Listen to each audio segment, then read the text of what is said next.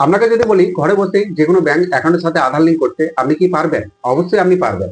তার কারণ আপনার কাছে ব্যাংক অ্যাকাউন্টও আছে, আধার কার্ডও আছে, আপনার হাতে স্মার্টফোনও আছে। তাহলে আপনার কাছে যখন সমস্ত রকম অপশন আছে, তাহলে আপনি ব্যাংকে গিয়ে ঘন্টার পর ঘন্টা লাইন দিয়ে হ্যারাসমেন্ট হয়ে কেন ব্যাংকের সাথে আধার লিঙ্ক করতে যাচ্ছেন? দেখুন, যে কোনো ব্যাংক অ্যাকাউন্টের সাথে আধার লিঙ্ক করার জন্য আপনাকে একটা প্রসেস জানতে হবে। আর আমি যদি সেই প্রসেসটা না জানি, তাহলে এই ভিডিওটা কিন্তু আমার জন্য। তো যে কোনো ব্যাংক অ্যাকাউন্টের সাথে আধার লিঙ্ক করার জন্য আপনাকে সর্বপ্রথম যে কাজটি করতে হবে, আপনার যে স্মার্টফোন আছে সেই স্মার্টফোনটিকে হাতে নেবে। হাতে নেওয়ার পর আপনাকে যেটি করতে হবে, আপনার মোবাইলের যে ক্রোম ব্রাউজার রয়েছে সেই ক্রোম ব্রাউজারটিকে ওপেন করে নিতে হবে। তো ক্রোম ব্রাউজারটিকে ওপেন করে নেওয়ার পর গুগল সার্চ বারে আমাকে সার্চ করতে হবে এনপিসিআই। এনপিসিআই লিখে আপনাকে সার্চ করতে হবে। তো এনপিসিআই লিখে সার্চ করার পর সর্বপ্রথম যে লিঙ্কটি আসবে, যে অপশনটি আপনি পাবেন, সেই অপশন আপনাকে ক্লিক করতে হবে, অর্থাৎ www.npci.org.in এই অপশন আপনাকে ক্লিক করতে হবে। তো এই অপশনে যখনই ক্লিক করবেন, আপনার সামনে এই ধরনের অপশন আসবে। আপনি হয়তো এখানে কিছু বুঝতে পারবেন না, কিছু পাবেনও না। তো এখান থেকে আমাকে যেটি করতে হবে, দেখুন এখানে যে থ্রি লাইন অপশনটি রয়েছে, এই থ্রি লাইনে আমাকে ক্লিক করতে হবে। তো থ্রি লাইনে ক্লিক করার পর আপনার সামনে এই ধরনের অপশন আবারও আসবে। দেখুন এখানে অপশনগুলো আসছে। তো এখান থেকে আমাকে যেটি চুজ করতে হবে সেটি হচ্ছে কাস্টমার। কাস্টমার অপশনে আপনাকে ক্লিক করতে হবে। কাস্টমার অপশনে ক্লিক করার পর এখান থেকে আপনাকে দেখুন এই যে অপশনটা দেখতে পাচ্ছেন, ভারত আধার সিডিং এনেবেলা, এই যে অপশনটাকে দেখতে পাচ্ছেন, এই অপশনে আপনাকে ক্লিক করতে হবে। তো এই অপশনে ক্লিক করার পর আপনার সামনে দেখুন আরেকটা নতুন পেজ ওপেন হবে।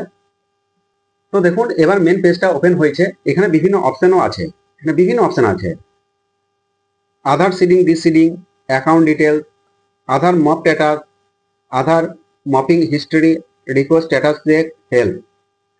তো এগুলো থেকে আমাকে যেটি চুজ করতে হবে, যেহেতু আমরা আধার লিঙ্ক করব, এই জন্য আমাদের এই অপশনটিকে চুজ করতে হবে, আধার সিডিং। এই অপশনে ক্লিক করব।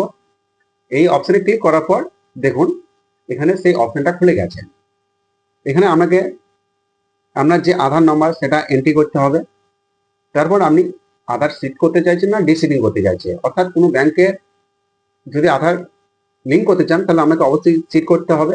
আর আপনি যদি চান আমার ব্যাংকের বইয়ের সাথে আধার লিঙ্ক হয়ে আছে, আমি সেটাকে আনলিঙ্ক করব, তাহলে আপনি এখান থেকে করতে পারবেন ডিসিডিং, এই অপশনে ক্লিক করে ওটাও করতে পারবেন।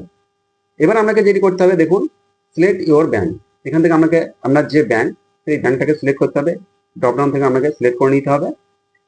তো আপনার ক্ষেত্রে যে ব্যাংক হবে সেই ব্যাংকটাকে সিলেক্ট করবেন। এরপর অ্যাকাউন্ট নাম্বার আপনার পাসবইয়ে পেয়ে যাবেন, অ্যাকাউন্ট নাম্বার এখানে টাইপ করবেন।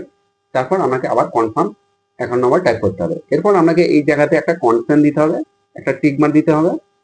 টিক মার্ক দেওয়ার পর নিচের দিকে স্ক্রল করতে করতে চলে আসবেন। এখানে যে ক্যাপচারটিকে আপনি দেখতে পাচ্ছেন একদম সেম টু সেম ফিল করবেন। Same to same capture feel করার পর আপনাকে সাবমিট করতে হবে। এই যে আপনি সাবমিট করে দেবেন, সাবমিট করার পর মাত্র 48 ঘন্টা বা তারও একটু বেশি সময় ওয়েট করবেন, দেখবেন আপনার ব্যাংকের বইয়ের সাথে আধার লিঙ্ক কিন্তু হয়ে গেছে। তো এই যে একটা ইনফরমেশন, এগুলো হয়তো অনেকে জানে না বা অনেকে জানে। তো এই প্রসেসে ব্যাংকে না গিয়েও কিন্তু খুব সহজেই কিন্তু ব্যাংকের বইয়ের সাথে আধার লিঙ্ক করা সম্ভব। তো ভিডিও আজকে আমার এই পর্যন্ত। ভিডিও যদি ভালো লেগে থাকে তাহলে অবশ্যই ভিডিওতে লাইক করে চ্যানেলটাকে সাবস্ক্রাইব করতে ভুলবেন না। সঙ্গে আমি ছিলাম রবীন্দ্র।